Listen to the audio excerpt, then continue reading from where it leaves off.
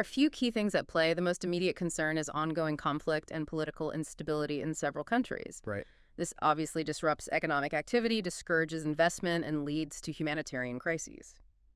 It's heartbreaking to see how these conflicts derail development and impact people's lives. Absolutely. Beyond those immediate challenges, the region also grapples with high poverty rates, limited access to education and healthcare, and weak infrastructure. These are long-standing issues that require sustained effort to address. It's a lot to contend with. And then there's the impact of climate change, which we know is hitting sub-Saharan Africa particularly hard. Yes, climate change is exacerbating existing challenges, intensifying droughts, leading to food insecurity, and displacing populations. It's a major concern that needs urgent attention. It sounds like a very challenging situation, but are there any positive developments or opportunities that the report highlights?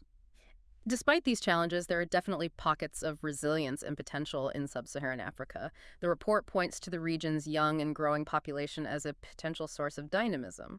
Okay. If countries can invest in education, healthcare, and job creation, they can harness the energy and talent of their youth to drive economic growth. It's about unlocking that demographic dividend we hear so much about. Exactly. Another promising area is the expanding digital economy in many African countries. Mobile technology is spreading rapidly, creating opportunities for businesses, financial inclusion, and even government services. It's fascinating how technology can sometimes leapfrog traditional development paths, but I imagine there are still challenges in bridging the digital divide and ensuring everyone benefits from these advancements. Absolutely. There's still a lot of work to do to ensure that everyone has access to affordable internet and the skills to thrive in a digital economy. So a lot of potential, but also a lot of work to do. Oh, Okay, yeah. we've now journeyed through the global economy region by region. What are some key takeaways our listeners should keep in mind from all of this? I think the biggest takeaway is just how diverse the global economic landscape really is. Each region faces its own unique set of challenges and opportunities shaped by internal factors and global forces. It's like a giant puzzle with each piece interconnected and influencing the others. Exactly, and it highlights the importance of understanding these nuances and not resorting to simplistic generalizations. We need that nuanced perspective to make sense of this complex world. Absolutely. And as we transition into the final part of our deep dive, we're going to shift our focus from understanding the challenges to exploring potential solutions. Intriguing what's on the agenda for part 3. We'll dive into one of the most compelling chapters in the report, which focuses on the transformative power of public investment. So not just understanding the problems, but exploring how we can actively shape a better future. Exactly. Stay tuned for part 3. Welcome back for the final part of our deep dive. Into the Global Economic Prospects Report. We've explored the global economic landscape. We zoomed in on specific regional outlooks. And now, We're turning our attention to a crucial element, yeah, the report really emphasizes public investment as a key driver of future growth, especially in those emerging market and developing economies. or EMBEs. It's not just about spending money, though. It's about spending it wisely. Strategically. The report dedicates a whole chapter to this, Uh-huh. titled Harnessing the Benefits of Public Investment, and it's packed with fascinating insights. I'm ready to be fascinated. hmm What are some of the key takeaways you found in this chapter?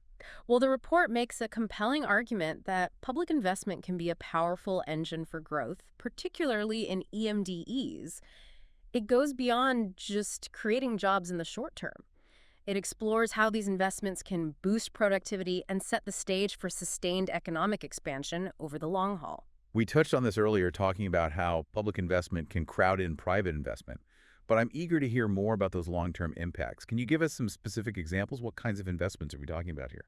Think about those foundational things that underpin a thriving economy. Infrastructure like roads, bridges, and energy grids, education systems that equip people with the skills for the future, accessible and quality healthcare, and even investments in research and development, fostering innovation and technological advancements. So it's about laying the groundwork, creating a more productive and competitive environment for businesses to flourish, right? Precisely. And what's really interesting is that the report emphasizes that even small increases in public investment, if they're done efficiently, can have a significant ripple effect on an economy. I remember they had some pretty impressive statistics to back that up, right? Yes, for those EMDEs that have enough fiscal space, meaning they have the financial resources to make these investments, increasing public investment by just 1% of GDP can lead to a boost in output by as much as 1.6% over a 5-year period. That's a pretty remarkable return, It is. especially considering the relatively small initial investment.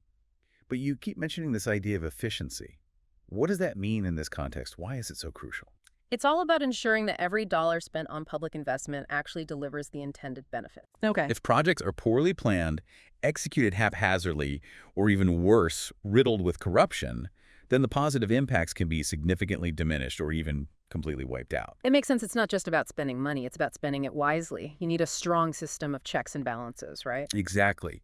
Good governance, transparency, and accountability are absolutely essential. They Right. ensure that public investment actually leads to real improvements in people's lives and a more vibrant economy. So it's about creating a system where those investments are used responsibly and effectively. And the report actually provides a framework for maximizing the impact of public investment, doesn't it? Yes, they outline what they call the 3 E's of effective public investment: Okay. expansion of fiscal space, efficiency of public investment, and enhanced global support.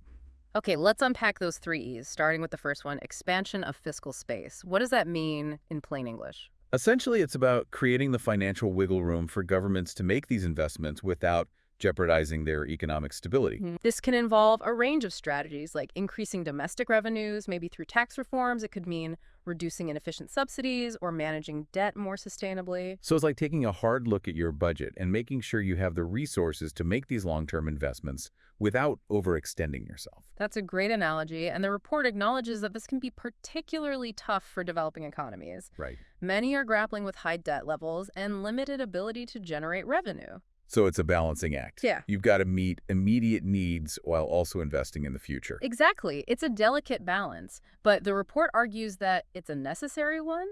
Without making those investments, those countries risk being trapped in a cycle of poverty and missed opportunities. Okay, that's expansion of fiscal space. Yeah. Let's move on to the second E, efficiency of public investment. We touched on this earlier, but what are some specific ways to ensure those investments are truly productive? It involves a multi-pronged approach. It starts with a rigorous process for selecting projects. Are you building the right things in the right places? Then you need strong project management to keep things on track and avoid delays. Transparent procurement processes are key to prevent corruption and waste. And finally, you need effective monitoring and evaluation to track progress and make sure those investments are actually delivering the promised benefits. It's like a holistic approach, making sure every step of the process is well managed and focused on achieving those intended outcomes. Exactly. It's not enough to just build a bridge. You need to make sure it's the right bridge in the right location built to last and actually serving the community it was intended for. I love that analogy. It's about being mindful and intentional with every investment. And this also goes beyond just doing things the right way. It's also about doing the right things, making sure those investments are aligned with broader societal goals. Absolutely. Public investment shouldn't be in a silo. It should be in sync with a country's overall development goals. Is it promoting economic diversification? Right. Creating jobs, reducing inequality, protecting the environment. These are all crucial considerations. So it's about thinking long-term and ensuring those investments contribute to a more prosperous, equitable, and sustainable future. That's the goal. And that leads us to the third and final E, enhanced global support. What role does the global community play in all of this? It sounds like a call for collaboration. How can the global community support these efforts, especially in those developing countries that may face more limited resources? The report acknowledges that many developing countries, especially those facing the greatest economic challenges, need help from the global community to undertake these large-scale investments and implement the necessary reforms. This support can take various forms, such as financial aid, technical assistance, perhaps helping countries develop their expertise in project management or financial planning.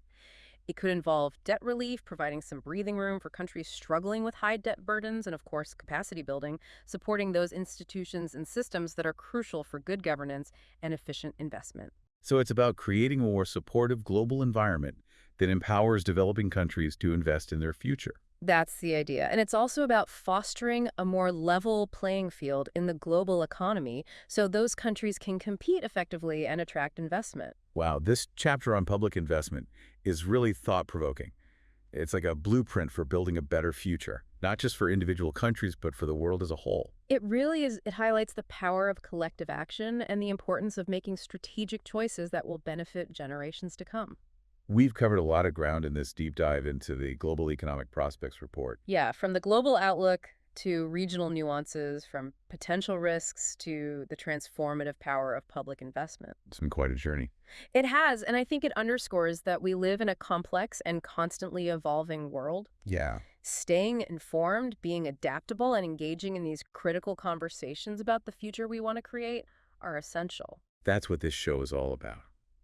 We hope this deep dive has given you a better understanding of the global economic forces at play, the challenges and opportunities that lie ahead, and the potential for positive change through strategic action. We encourage you to continue exploring these issues, keep asking questions, and be part of the conversation. After all, the future is not something that just happens to us. It's something we actively shape together.